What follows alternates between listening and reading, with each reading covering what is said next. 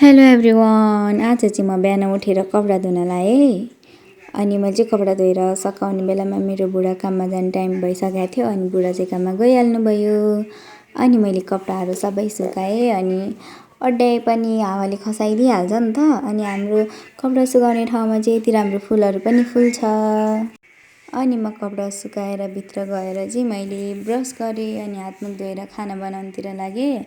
दाल बसालेर गएँ म तरकारी ल्याउनलाई। तरकारी चाहिँ मैले भिन्डी, भान्टा अनि टमाटर लिएर आएको थिएँ। अनि त्यसपछि मेरो दाल पनि पाकिहाल्यो। अनि भिडियो गर्न पनि यति गाह्रो छ यहाँ।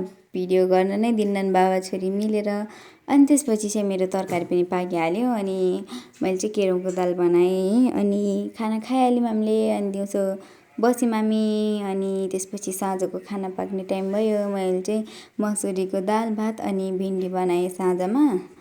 अनि यति नै हो आजलाई। अब भेटौँला अर्को मिनी ब्लगमा। Thanks for watching. Bye by.